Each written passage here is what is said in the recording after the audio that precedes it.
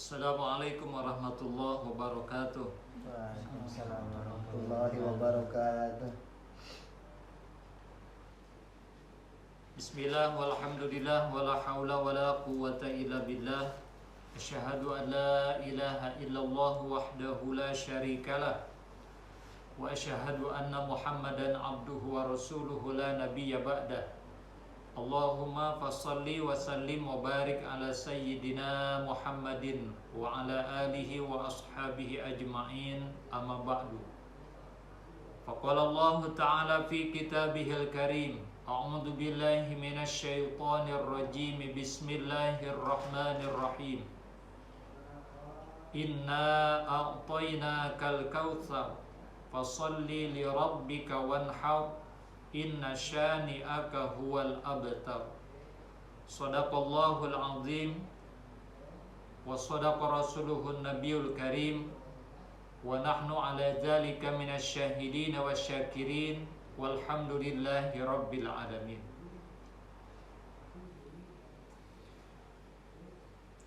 Diawali dengan mengucapkan alhamdulillah, bersyukur kepada Allah atas segala karunia nikmat yang Allah berikan kepada kita.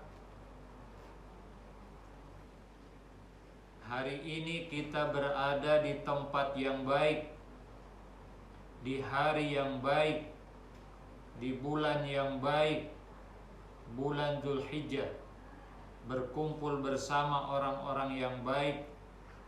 Semoga amal ibadah kita diterima oleh Allah Subhanahu wa ta'ala.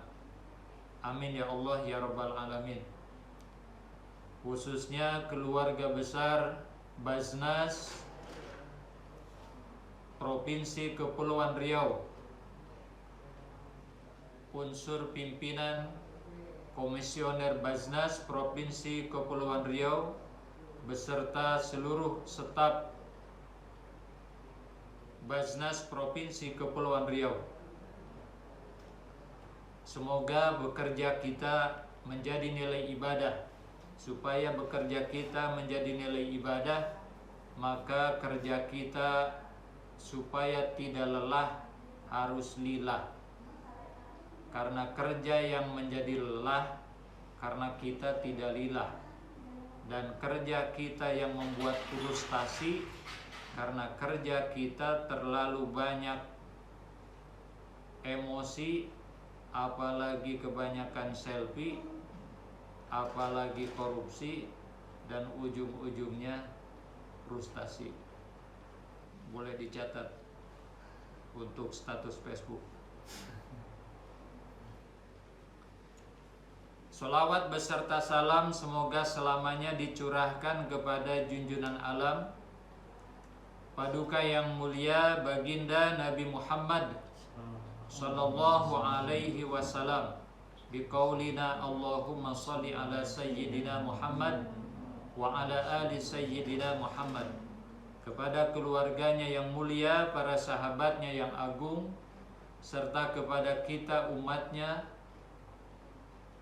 yang senantiasa mencontoh akhlak baginda Rasulullah sallallahu alaihi wasallam. Semoga kita mendapat syafaat dari baginda Rasulullah nanti di yaumil akhir.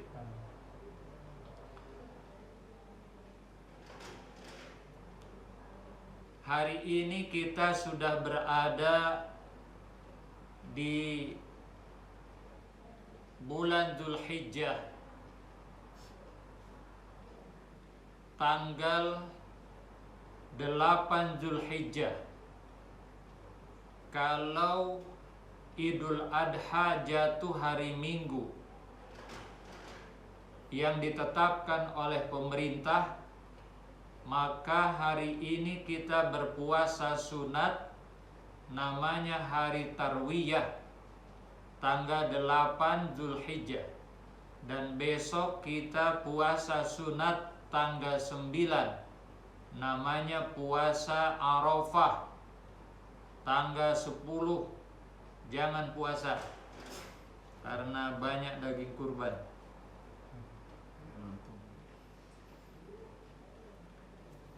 Ada juga yang berpuasa dari tanggal 1 sampai tanggal 9. Kalau kita tidak sanggup berpuasa dari tanggal 1 sampai tanggal 9, minimal puasa 2 hari, tanggal 8 dengan tanggal 9. Kalaupun tak sanggup puasa tanggal 8 dengan tanggal 9, maka kita berpuasa pada tanggal 9-nya, yang disebut dengan hari Arafah.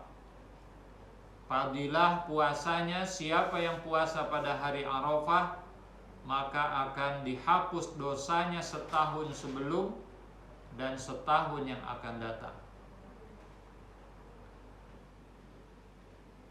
Di 10 hari pertama bulan Zulhijjah ada keutamaan ibadah yang luar biasa pentingnya, dan kita sebagai umat muslim seyogianya tidak boleh mensia-siakan kesempatan ini, karena tidak tahu tahun depan ketemu lagi dengan bulan Zulhijjah atau tidak. Mumpung sekarang kita berada di bulan Zulhijjah, kita manfaatkan sebaik mungkin. Di 10 hari pertama awal bulan Zulhijjah, disebutkan di dalam Al-Quran surah Al-Fajr ayat 2, Allah berfirman, walayalin ashrin, dan demi malam-malam ashrin yang 10. Demi malam-malam, kalau sudah demi berarti Allah bersumpah. Di dalam Al-Quran banyak Allah bersumpah mengenai waktu. Wal asri, demi waktu asar. Wal duha, demi waktu duha. Wasyamsi, wan nahar, wal lail. Salah satunya walayalin, demi malam-malam. Ashrin yang 10. Ibnu Katsir menurut beliau ahli tafsir yang sangat terkenal, yang dimaksud 10 hari di sini adalah 10 hari di awal bulan Zulhijjah. Amalan apa yang kita lakukan? Di antaranya adalah berpuasa sunat. Yang kedua adalah amalan berkurban. Tanggal 10 Zulhijjah. Tanggal 10 Zulhijjah hari raya Idul Adha, penyembelihan hewan kurban merupakan amalan yang amat dicintai oleh Allah Subhanahu wa ta'ala. Kalaulah kita punya uang senilai harga kambing, lalu uang itu disedekahkan kepada fakir miskin, maka tetap pahalanya lebih besar pahala kita berkurban, menyembelih hewan kurban, daripada bersedekah. Itulah saking utamanya berkurban. Pada pertemuan kali ini kita akan menyampaikan fikih seputar kurban berdasarkan madhab Imam Syafi'i. Kenapa berdasarkan madhab Imam Syafi'i? Karena di Indonesia kebanyakan mayoritas bermadhab Syafi'i. Dan ada beberapa hal yang menjadi keraguan, kegamangan kita, kegalauan kita, menjadi pertanyaan kita tentang ibadah kurban. Kita akan membahas satu persatu, di antaranya ada 37 hal yang menjadi keraguan kita tentang kurban. Mudah-mudahan yang disampaikan bermanfaat dan berkurban kita diterima oleh Allah Subhanahu wa ta'ala. Apa hukum berkurban? Hukum berkurban menurut madhab Syafi'i, ibadah kurban hukumnya adalah sunnah mu'akadah. Sunnah mu'akadah artinya ibadah yang jika dilakukan tentu mendapat pahala di sisi Allah Subhanahu wa ta'ala. Namun jika tidak dilakukan, tidak berdosa, tapi rugi. Karena yang namanya sunnah muakkadah artinya sunnah yang dikuatkan, sunnah yang diutamakan. Jadi siapa yang melakukan maka dia mendapat pahala di sisi Allah, dan siapa yang tidak melakukan maka dia rugi karena telah menyia-nyiakan kesunahan yang utama ini.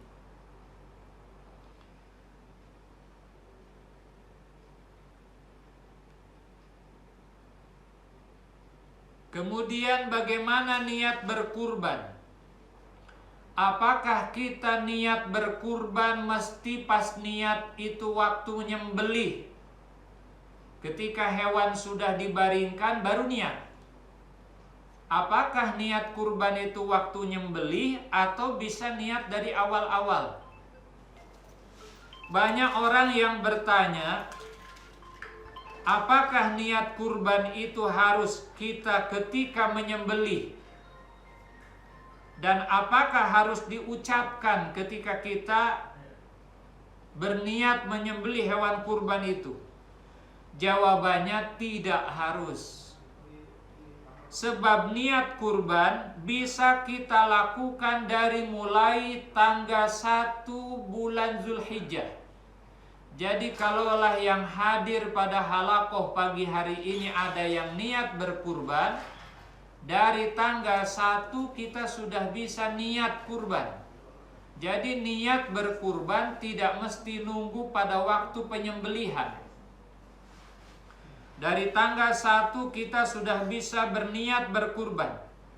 Jadi ketika kita sudah memiliki hewan kurban, waktu membeli hewan kurban dari awal-awal bulan Zulhijjah, sebelum tanggal 10, sebelum sapi itu disembelih, maka dari tanggal 1 kita sudah bisa niat.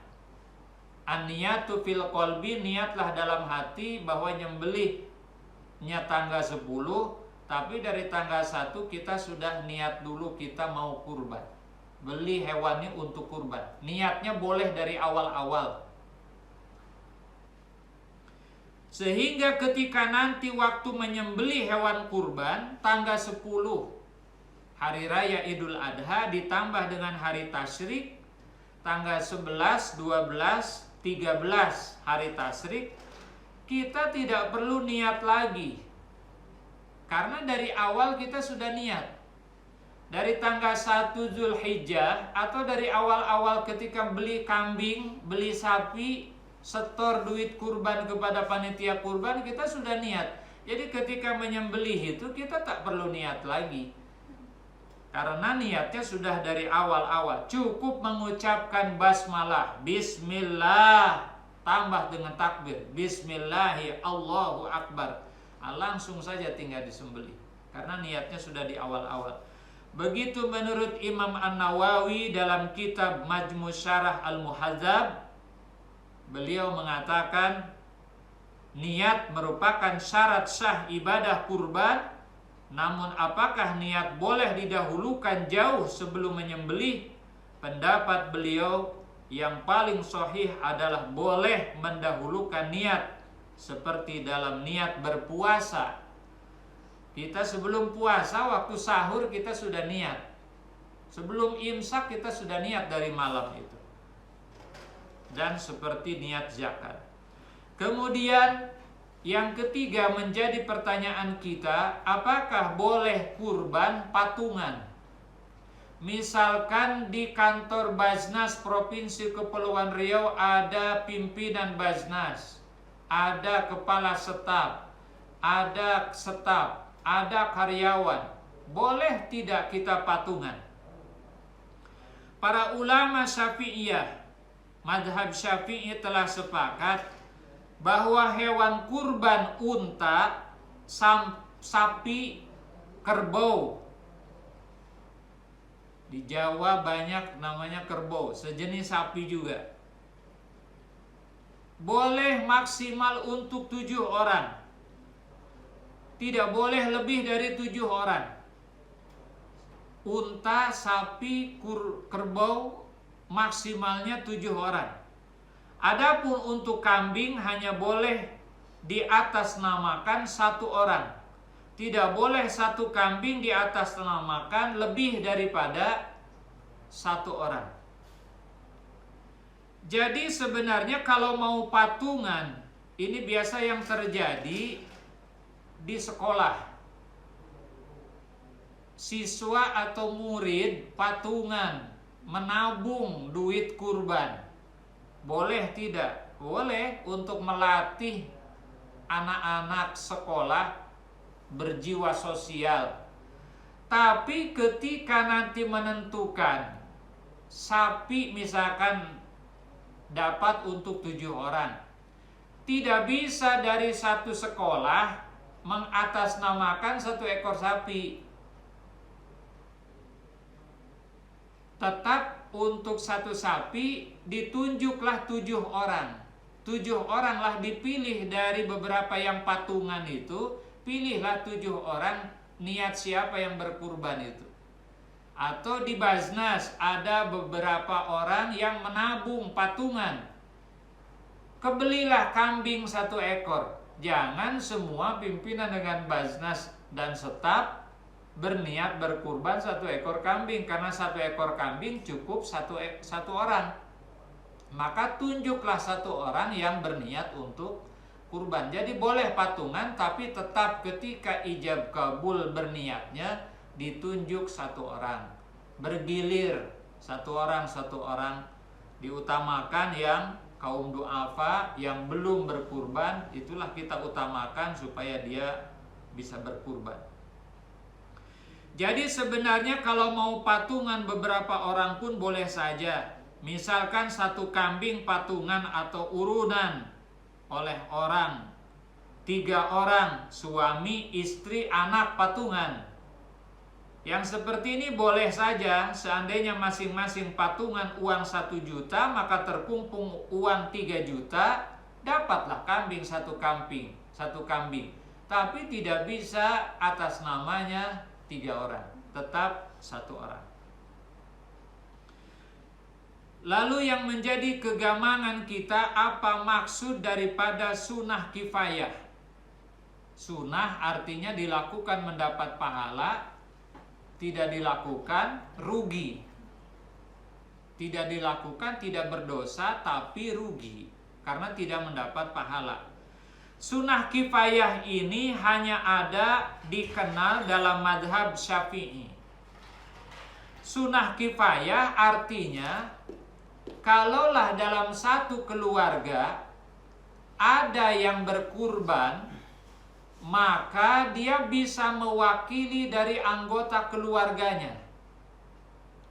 Sunnah kifayah dalam berkurban maksudnya adalah jika salah satu keluarga ada 1 orang saja yang berkurban, misalkan atas nama suaminya, maka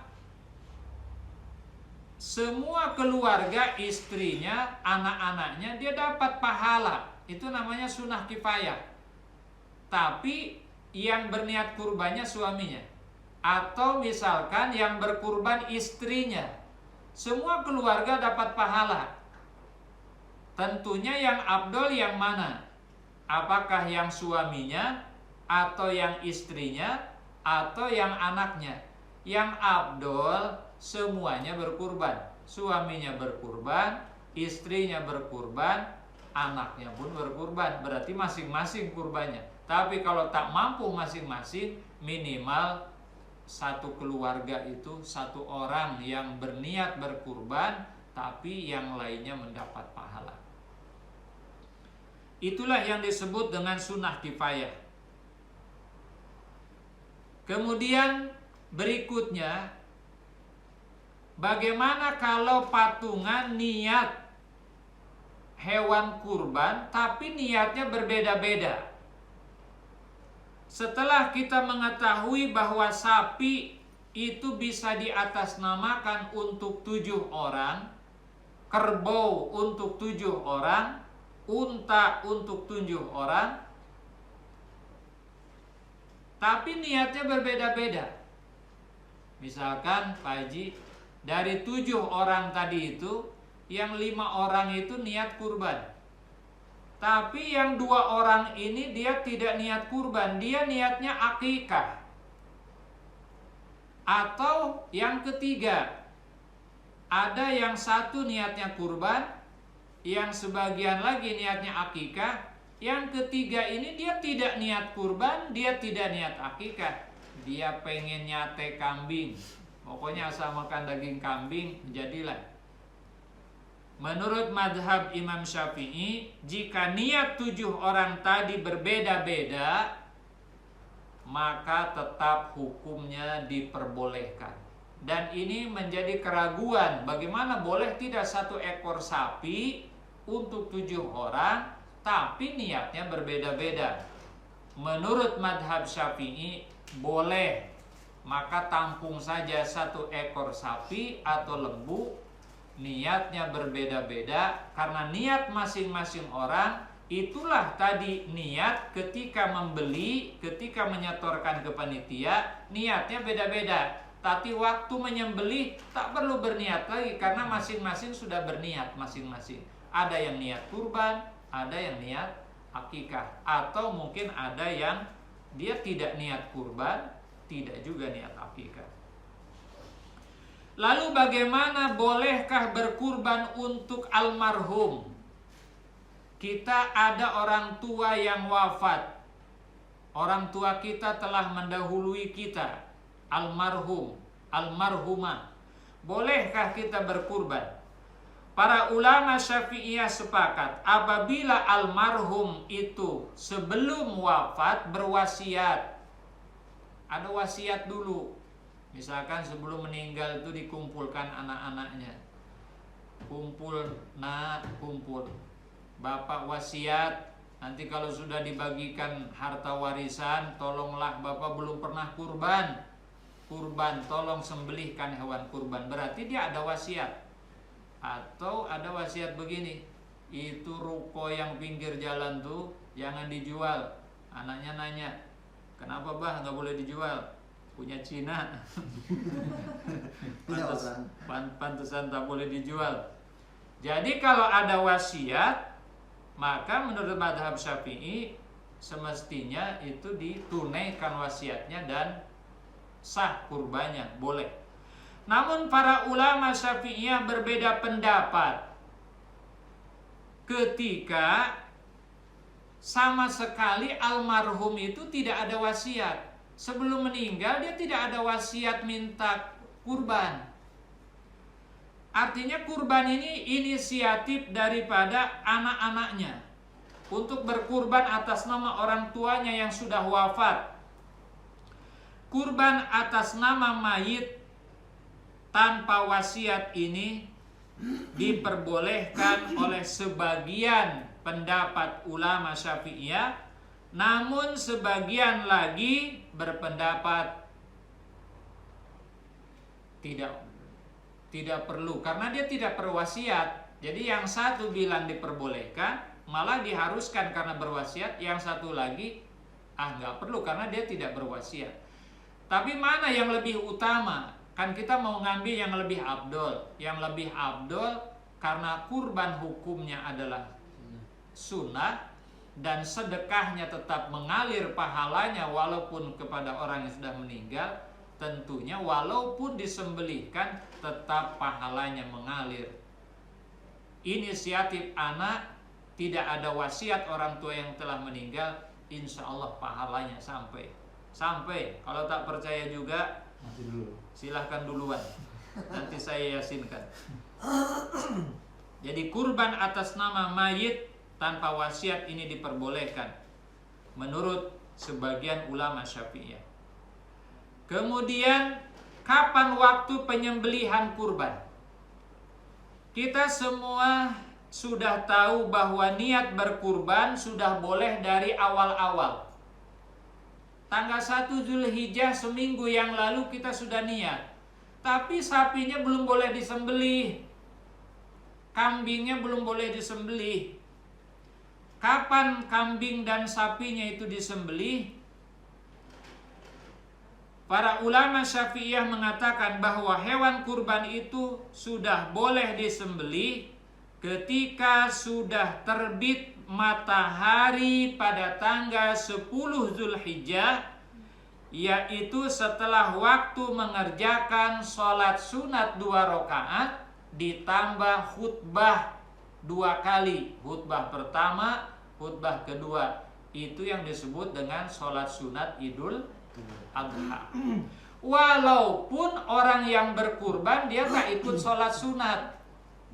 Misalkan di antara yang hadir di sini ada ibu-ibu yang berkurban, niat kurban, tapi halangan, dia tidak ikut sholat ke masjid, sholat sunat Idul Adha. Walaupun dia tidak ikut sholat sunat Idul Adha, tetap saja sah kurbannya dan ditunaikan setelah matahari terbit, setelah sholat sunat Idul Adha.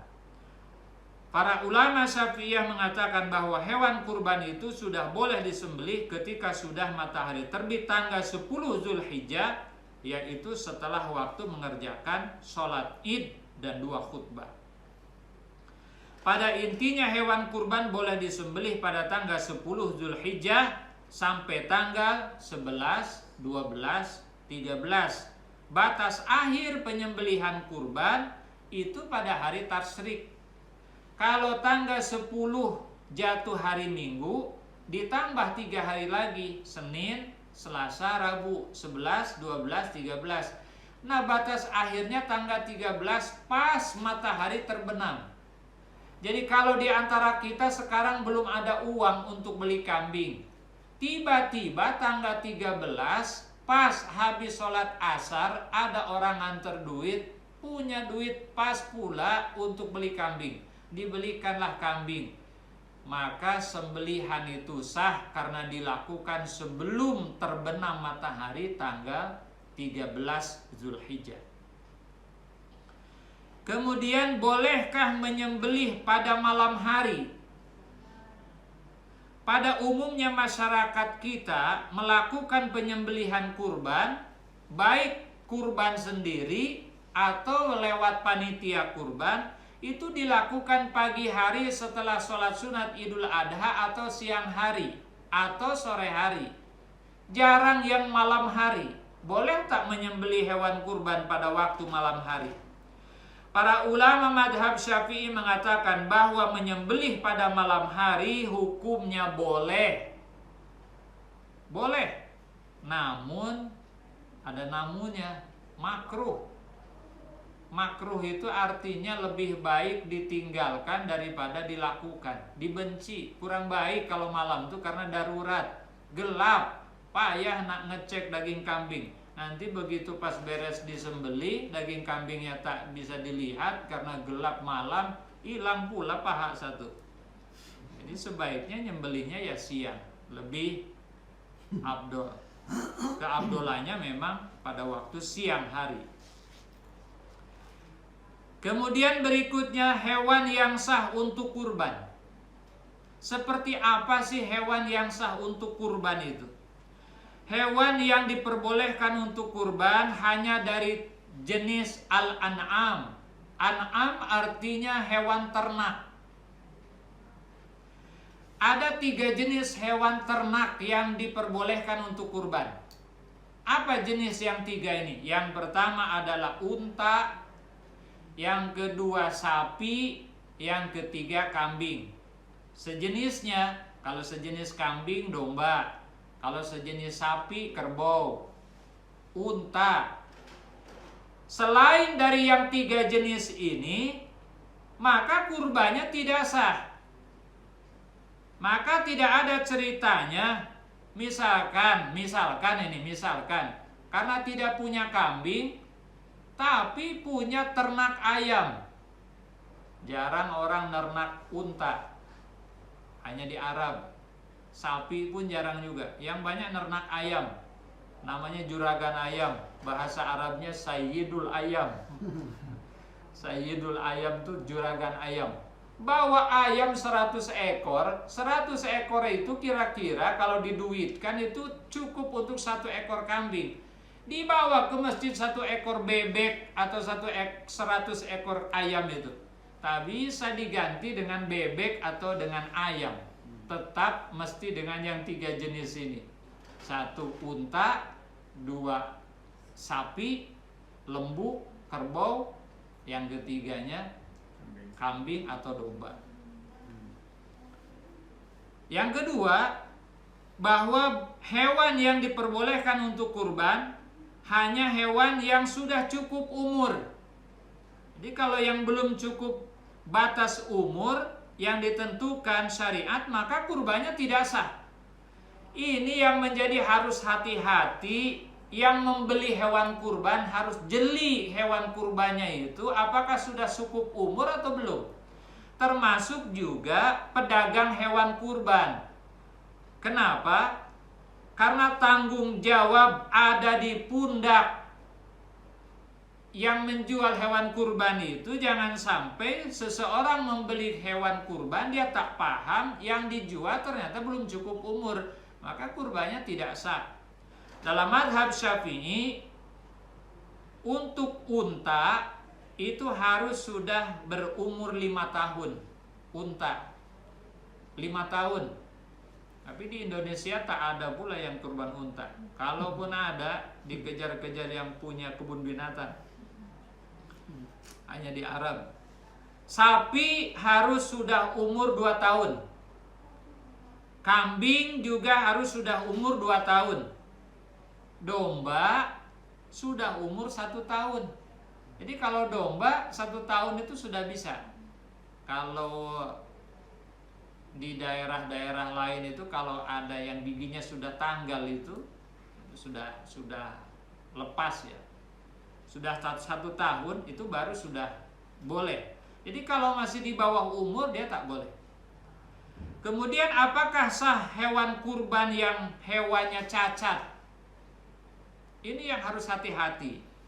Setelah mengetahui batas umur hewan yang sah untuk kurban, maka langkah selanjutnya adalah memastikan hewan kurban itu tidak cacat, yang mulus.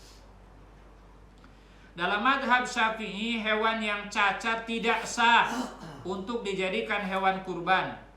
Seperti hewan yang buta, picek, atau yang pincang, atau yang terpotong telinganya. Badannya semangat, tapi telinganya tak ada. Atau yang kurus kedengking. Jadi jangankan orang, kambing aja yang kurus tak laku sapi kurban. Adapun jika cacat hanya patah tanduk, badannya utuh, kakinya utuh, telinganya utuh, tapi tanduknya pula cacat, hilang tanduknya. Menurut mazhab Syafi'i, kalau tanduknya saja tetap sah. Karena tanduk merupakan bagian tubuh yang tidak mengandung ruh. Kalau tanduk. Adapun jika cacatnya hanya patah tanduk atau hilang tanduknya, maka menurut mazhab Syafi'i tetap sah kurbannya. Patah atau hilang tanduknya menurut mazhab Syafi'i tetap sah. Lalu sahkah saat menyembelih kaki kurban patah? Ini panitia kurban suka ada kurban hewan sapi yang meronta-ronta dipaksa. Ini harus hati-hati nih. Sampai yang akhirnya yang tadinya sapi itu dia mulus, ketika pas mau disembelih dia meronta-ronta, dipaksa, ditarik berapa puluh orang sampai patah kakinya. Belum disembelih kakinya patah. Kasus seseorang membeli hewan sapi atau kambing yang badannya besar, sehat, tubuhnya lengkap, tanpa cacat. Namun ketika hendak disembelih, ternyata sapi tersebut berontak dia, ngamuk dia, hingga menyebabkan kakinya patah kakinya, gara-gara dia ngamuk tadi itu. Maka hukum kurbannya menurut mazhab Syafi'i, jika kakinya patah sebelum disembelih, maka tidak sah kurbannya. Maka panitia kurban tak boleh dia memaksa terlalu berlebihan, takut ada yang cacat nanti. Maka ada trik-trik sekarang cara bagaimana menjinakkan hewan itu supaya dia tidak ngamuk. Kemudian, sahkah jika lidah,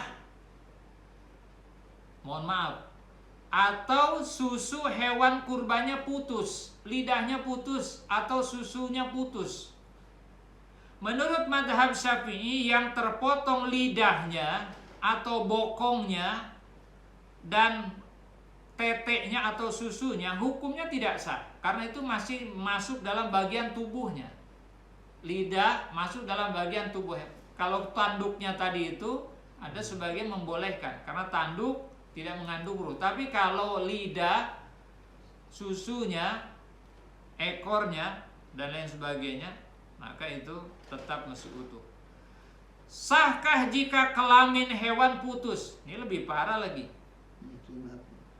Disunat pula kelaminnya. Menurut mazhab Syafi'i, hewan kurban yang terpotong kelaminnya hukumnya boleh kalau kelaminnya, dan sah kurbannya. Kenapa? Sebab pada umumnya orang tidak ada yang memanfaatkan kelaminnya. Tapi yang lebih bagus ya tetap utuh. Lebih bagus tetap utuh. Begitu menurut Imam Nawawi dalam kitab Al-Majmu' Syarah Al-Muhadzab. Sah hukumnya berkurban dengan hewan yang terputus kelaminnya. Inilah yang ditetapkan oleh para ulama Syafi'iyah dan pendapat ini yang benar.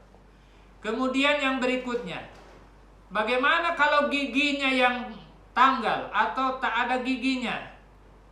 Menurut mazhab Syafi'i, hewan yang sebagian giginya lepas, sebagian, tapi sebagian lagi masih ada gigi, sebagian lagi lepas atau tanggal, maka hukumnya boleh kalau giginya sebagian sudah lepas dan sebagian lagi masih ada untuk dijadikan hewan kurban. Namun jika seluruh giginya tak ada, lepas semua kambing itu, giginya tak ada, sapi itu tak ada gigi, maka menurut sebagian ulama ada yang mengatakan sah, ada yang mengatakan tidak sah kalau semuanya tak ada sama sekali. Tak mungkin pula kambing pakai gigi palsu. Lalu berikutnya, afdolnya kurban itu hewan jantan atau betina? Panitia kurban rata-rata kalau nyari hewan kurban itu yang jantan. Macam mana kalau yang betina? Boleh tak dipakai untuk kurban atau akikah? Ketika ingin membeli hewan kurban, baik sapi ataupun kambing, sebenarnya diperbolehkan berjenis kelamin jantan maupun betina. Namun menurut mazhab Syafi'i, yang paling afdol, yang paling bagus, yang paling utama berkurban dengan hewan kurban jantan. Yang betina kurang afdol, maka banyak orang nyari yang jantan. Kenapa yang jantan banyak dipakai orang kurban akikah? Karena yang jantan ini lebih gurih, dagingnya lebih gurih. Kalau yang betina itu kurang gurih. Kenapa? Banyak lemak. Kenapa ibu-ibu protes? Ini kambing. Jadi yang betina ini banyak lemak, yang jantan ini lebih gurih ternyata. Lalu mana yang utama, kurban sapi atau kambing?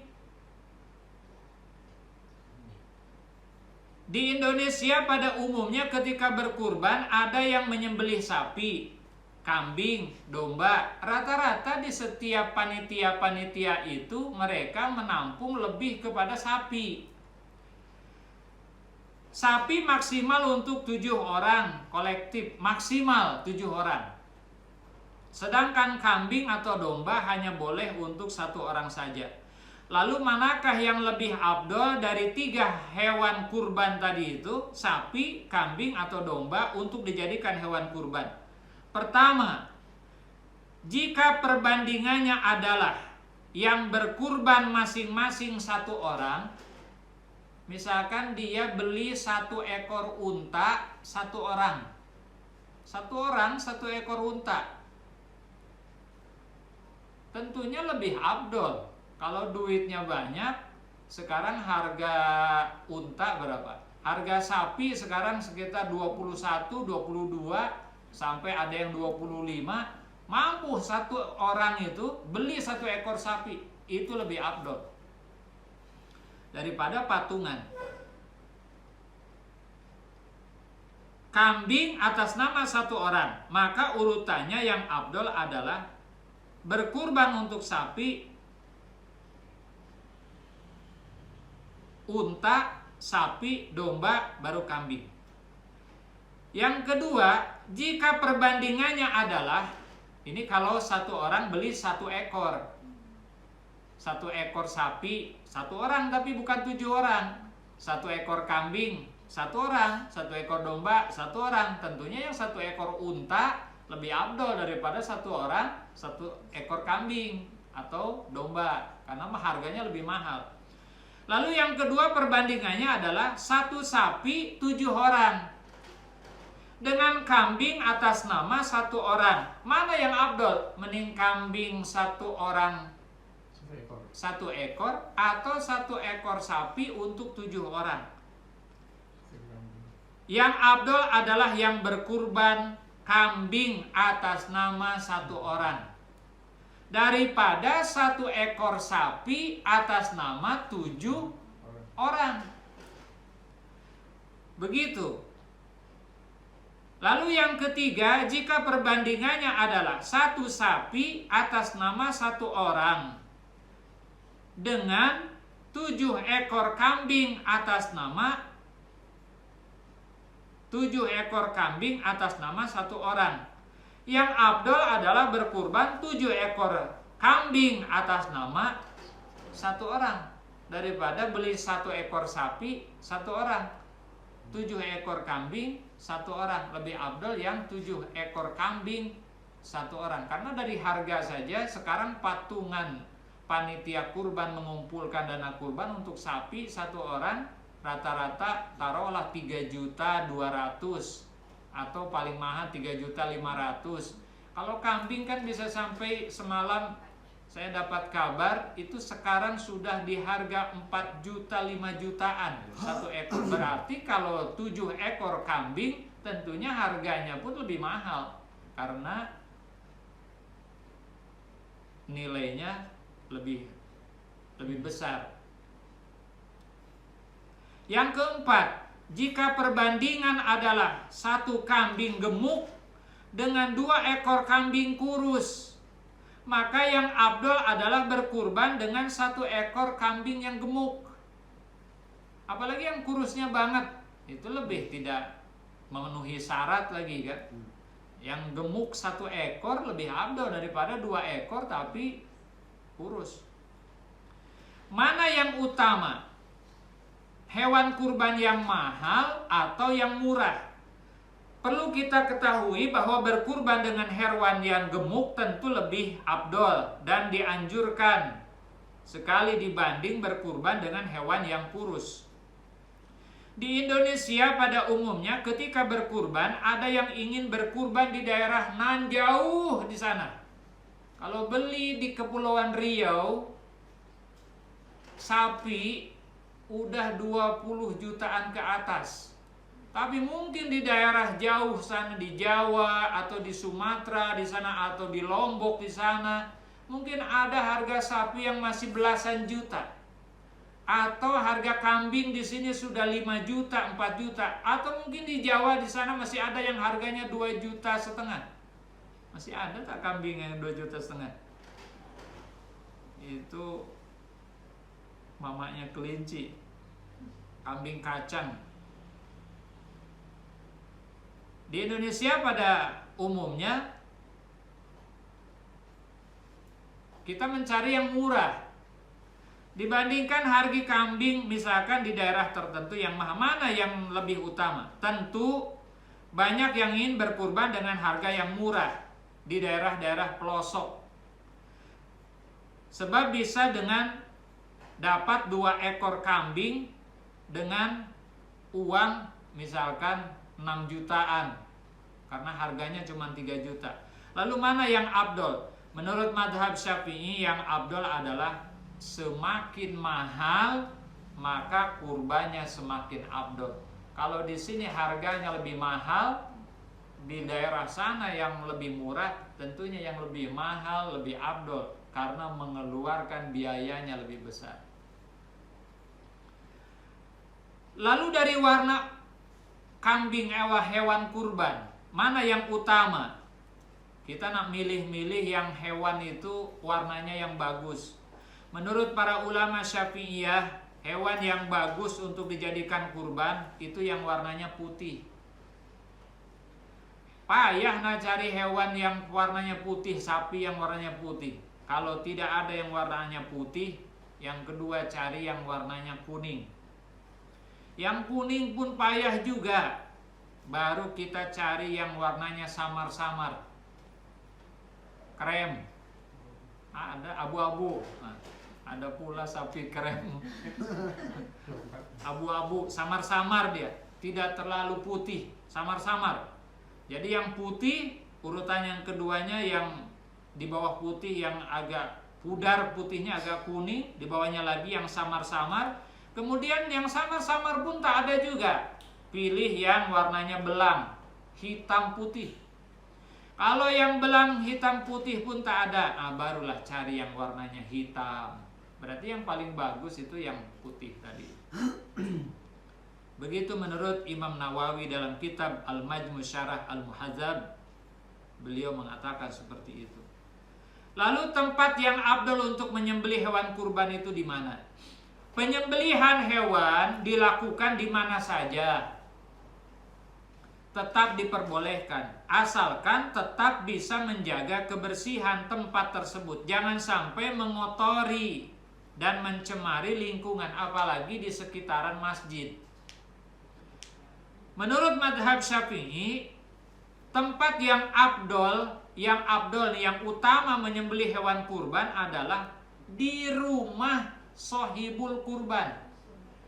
Orang yang punya niat kurban di tempat rumah yang sohibul kurban itu lebih afdol. Karena kalau zaman dulu sohibul kurban itu yang menyembelih di rumahnya, di tempatnya, tidak disetorkan kepada panitia. Itulah yang afdol. Hal ini dilakukan agar semua keluarga, tujuannya keluarga orang yang punya kurban ikut menyaksikan penyembelihan. Agar semua keluarga itu bisa menyaksikan. Tapi kalaupun diserahkan ke panitia boleh. Maka sebaiknya yang berkurban itu dia menyaksikan penyembelihan. Lalu hukum bagaimana baca basmalah ketika menyembelih hewan kurban? Dalam mazhab Syafi'i disunahkan bagi penjagal hewan kurban menyembelih hewan untuk membaca bismillah sebelum disembelih. Sunnah hukumnya. Sebelum menyembelih hewan kurban. Seandainya lupa baca bismillah ini menyembelih hewan kurban itu, atau sengaja tidak membaca bismillah, maka kurbannya tetap sah karena sudah diniatkan. Akan tetapi jika sengaja tidak membaca basmalah, sengaja nih tak mau baca bismillah, hukumnya makruh, kurang baik. Tetap lebih afdol dengan membacakan bismillah. Ditambah lagi setelah basmalah apa? Membaca Allahu Akbar, takbir. Membaca takbir ketika menyembelih hewan kurban. Setelah membaca basmalah kemudian disunahkan juga membaca takbir Allahu Akbar. Kemudian setelah basmalah ditambah dengan takbir. Yang ketiga ditambah lagi dengan apa? Membaca sholawat kepada Nabi Muhammad Sallallahu Alaihi Wasallam.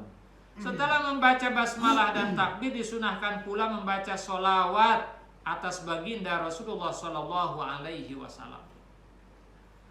Kemudian setelah baca basmalah, baca takbir, baca sholawat, yang berikutnya adalah berdoa dulu ketika menyembelih hewan kurban.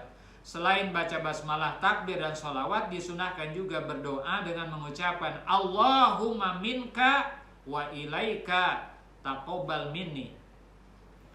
Ya Allah, ini darimu dan ini untukmu, maka terimalah kurban dariku.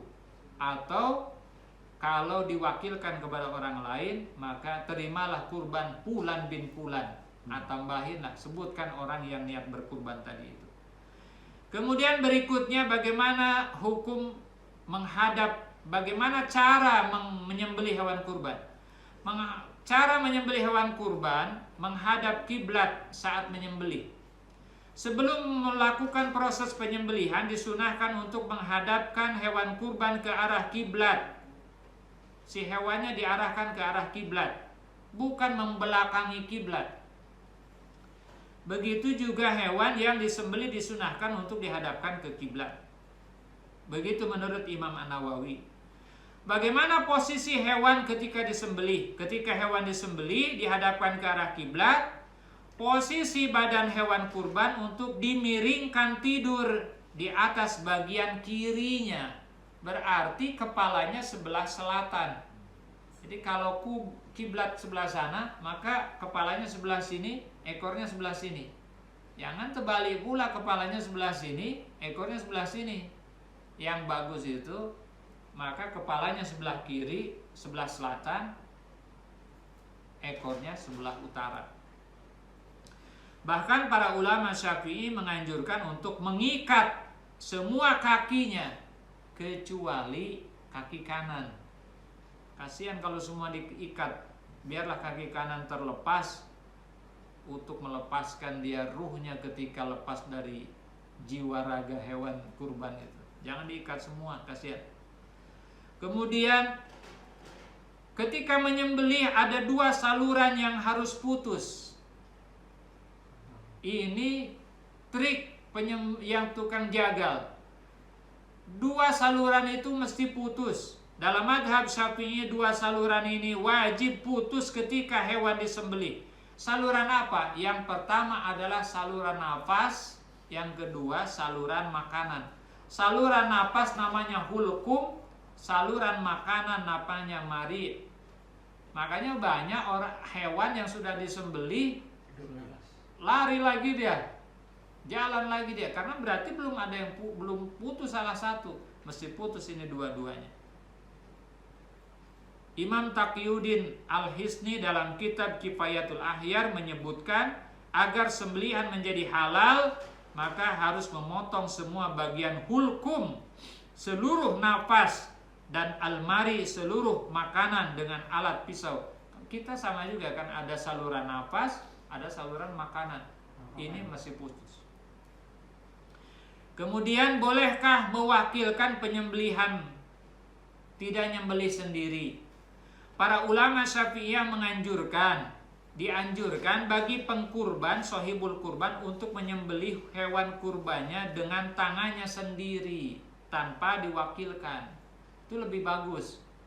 Kalau misalkan Pak Haji Suwarno berkurban, maka lebih afdal menyembelih sendiri.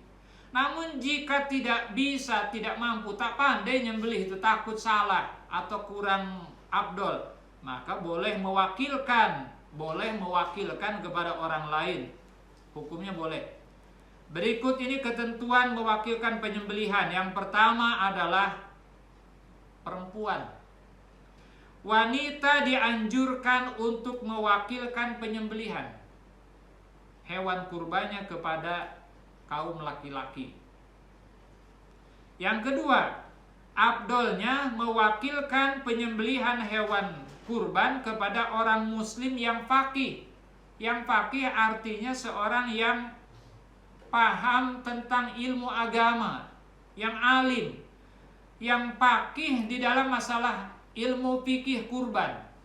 Pilihlah di antara orang panitia kurban atau kalau tidak ada, pilih orang yang faqih, yang memahami tentang ilmunya itulah yang mewakilkan penyembelihan.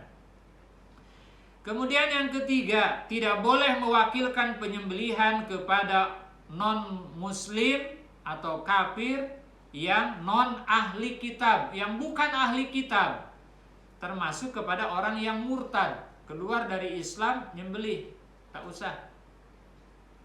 Yang keempat, boleh mewakilkan penyembelihan kepada ahli kitab dan halal sembelihannya kalau yang nyembelih itu ahli kitab. Yang kelima, boleh mewakilkan penyembelihan kepada anak kecil yang mumayyiz. Mumayyiz, dia sudah bisa membedakan mana yang benar, mana yang salah. Tapi hukumnya makruh. Kalau anak kecil takut nanti dia tak tahan, dia megang pisau itu. Makruh, kurang bagus. Sebaiknya orang dewasa. Kemudian berikutnya, haruskah menyaksikan penyembelihan? Para ulama Syafi'iyah menganjurkan bagi pengkurban sahibul kurban yang mewakilkan penyembelihannya kepada orang lain untuk ikut serta menyaksikan proses penyembelihan. Dan ini hukumnya sunnah, bukan wajib. Seandainya tidak hadir, tak hadir ini orang yang punya kurban itu pun tetap sah dan tidak apa-apa. Lalu bagaimana kalau ada perempuan yang nyembelih hewan kurban? Dalam mazhab Syafi'i dibolehkan seorang wanita untuk nyembelih hewan kurban atau hewan kurban untuk orang lain. Baik wanita itu seorang yang merdeka atau budak, sedang haid atau nifas, muslimah atau ahli kitab, kalau tidak ada laki-laki. Tapi kalau ada laki-laki maka sebaiknya diwakilkan kepada laki-laki. Bolehkah menjual kulit kurban? Ini yang banyak terjadi. Para ulama madhab Syafi'iyah sepakat bahwa diharamkan menjual kulit. Tak boleh menjual kulit, menjual daging, menjual tulang dan bulu hewan kurban, tak boleh. Namun keharaman ini hanya berlaku bagi sohibul kurban. Si sohibul kurban tak boleh. Dan yang tak boleh itu adalah orang yang mewakilkan panitia kurban. Tak boleh dia untuk menjual. Adapun jika yang menjual daging atau kulit tersebut adalah fakir miskin ini, yang berhak menerima hewan kurban, maka hukumnya boleh menurut mazhab Syafi'i. Bahkan ini bisa menjadi solusi bagi panitia kurban. Misalkan tak ada orang yang mau masak kulit, payah, harus dibakar, harus dikerik lagi, susah masaknya. Nah, cari aja orang yang tidak mampu, yang susah, yang jarang jumpa daging, kaum du'afa, kasihkanlah sama dia. Kalau sudah dikasih sama dia, terserah dia. Dia mau dimasak, kalau tak sanggup juga mau dijual, terserah dia. Yang penting kita dikasih cuma-cuma, bukan dijual, ditukarkan dengan uang. Ini menjadi solusi. Karena ada di sebagian tempat yang menjual kulitnya. Bagaimana hukum memberi upah kepada penjagal? Upah kepada yang memotong. Di beberapa masjid atau musola biasanya panitia kurban ketika melakukan penyembelihan memberikan suatu imbalan, upah. Orang yang menyembelih itu diberi upah daging, diberi upah kepalanya, diberi upah kulitnya atau apa saja.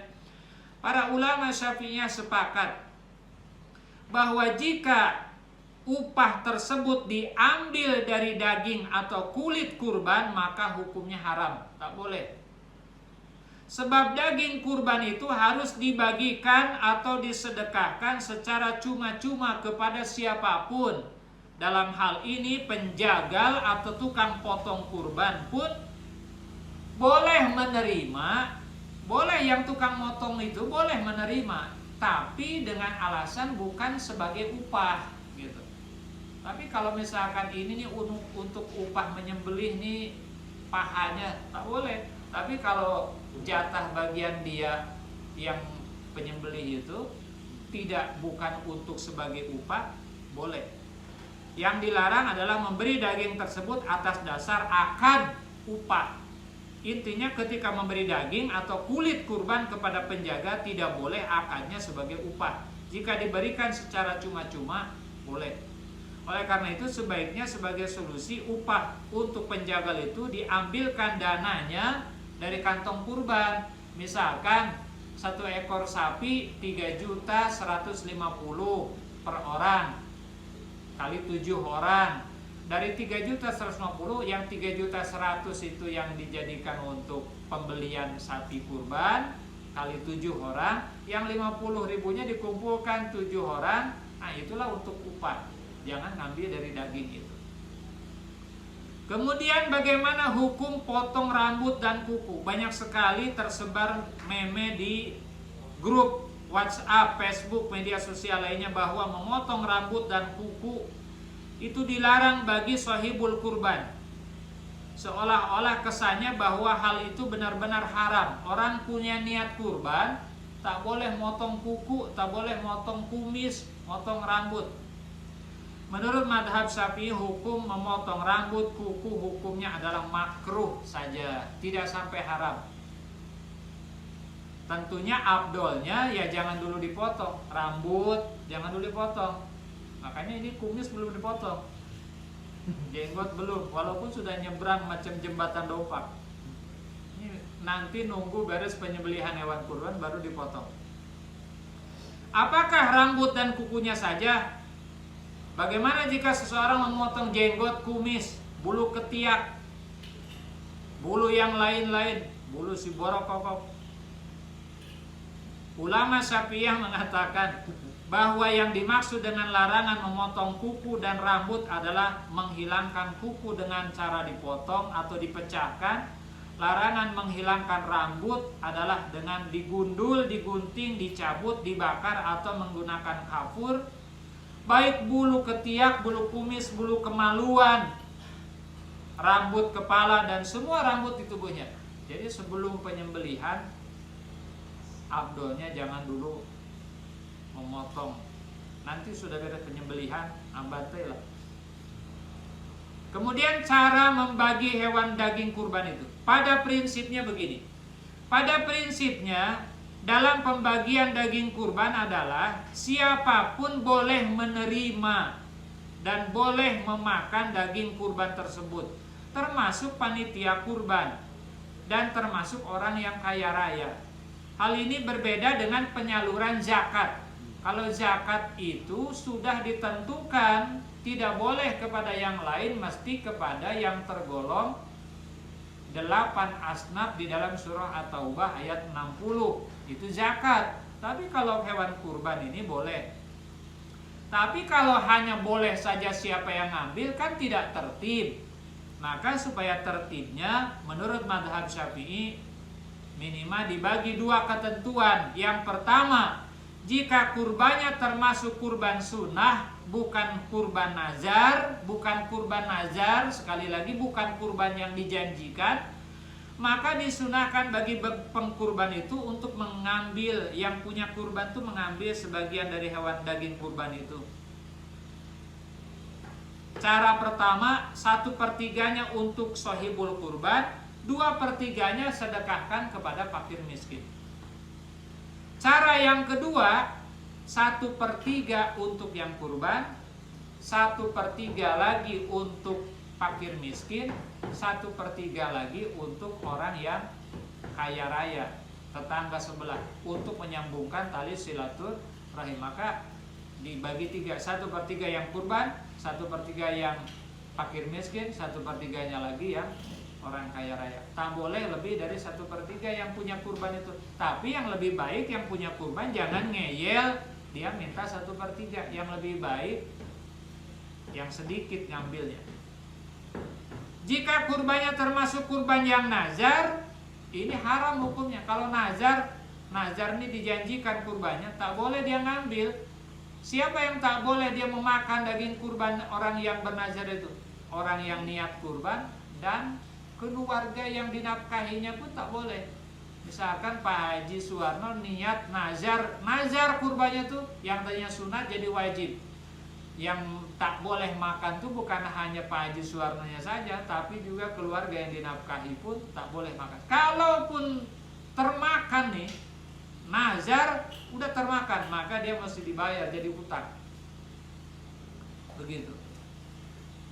Berikutnya, hukum menyimpan daging kurban lebih dari 3 hari.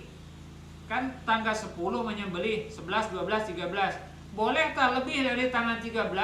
Di kulkas tuh ternyata udah setahun masih ada daging kurban tuh. Saking banyaknya daging kurban itu.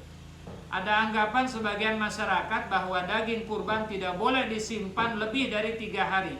Hal ini berdasarkan hadis dari Abu Ubaid, mantan budak Ibnu Azhar. Beliau menceritakan, saya pernah sholat bersama Ali bin Abi Thalib radhiyallahu anhu.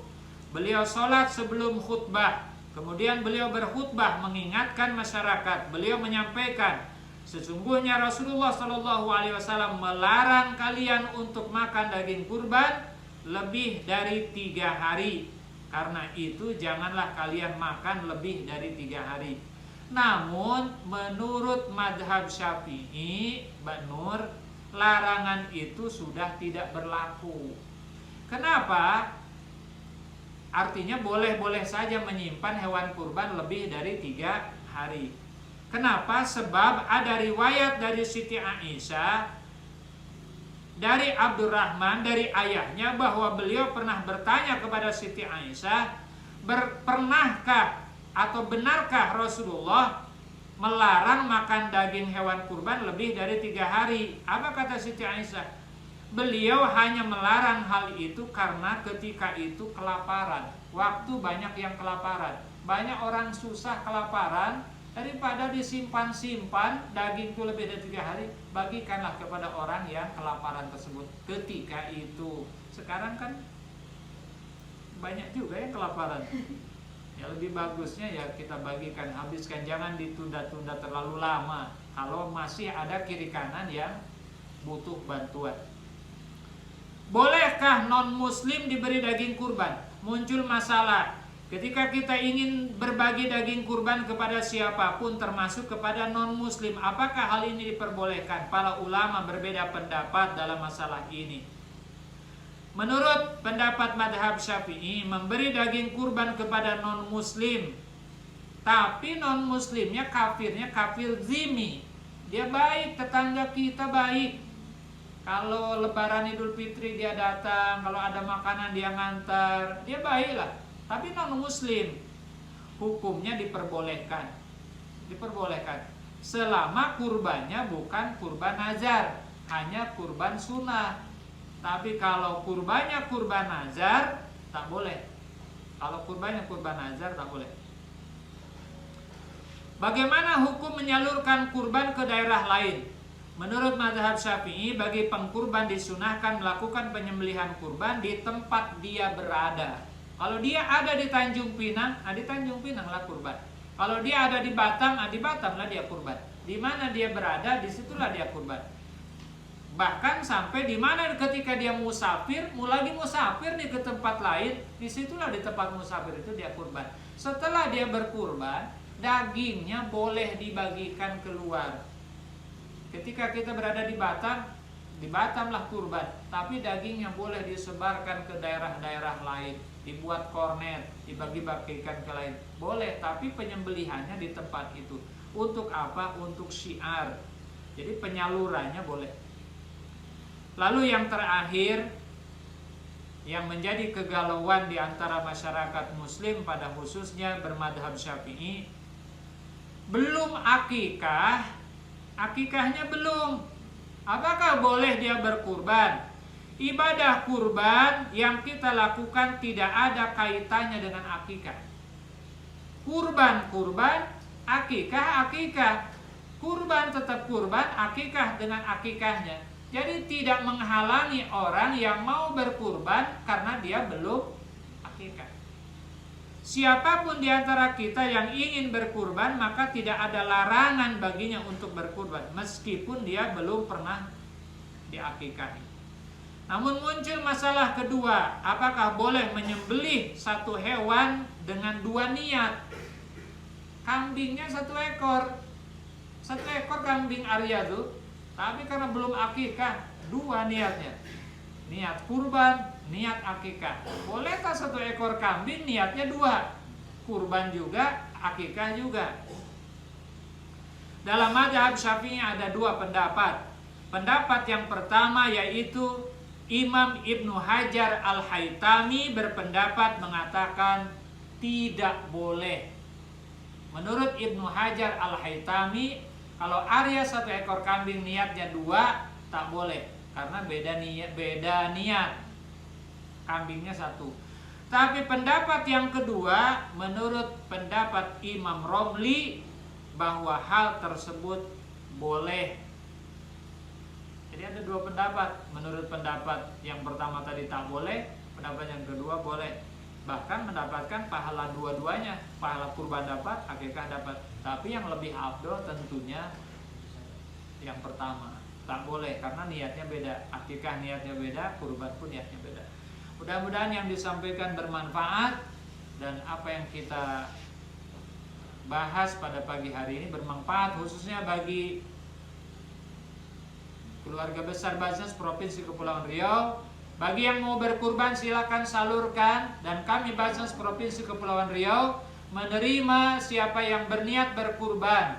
Dan insya Allah ketika kita disalurkan kepada panitia kurban yang kredibel, yang amanah, akan kita salurkan kepada orang-orang yang betul-betul dia berhak menerimanya, betul-betul dia membutuhkannya. Hewan kurban, zakat, infak, sedekah, salurkanlah kepada lembaga-lembaga yang resmi, lembaga-lembaga yang tidak diragukan, dan lembaga-lembaga yang sah. Aman secara syar'i menurut syariat Islam, aman menurut regulasi, dan aman NKRI, tidak bertolak belakang dengan undang-undang. Berikanlah zakat, infak, sedekah kurban kita. Wallahu a'lam. Wassallallahu ala sayyidina Muhammadin wa ala alihi washabihi wasallim. Walhamdulillahirabbil alamin. Assalamualaikum warahmatullahi wabarakatuh. Waalaikumsalam warahmatullahi wabarakatuh.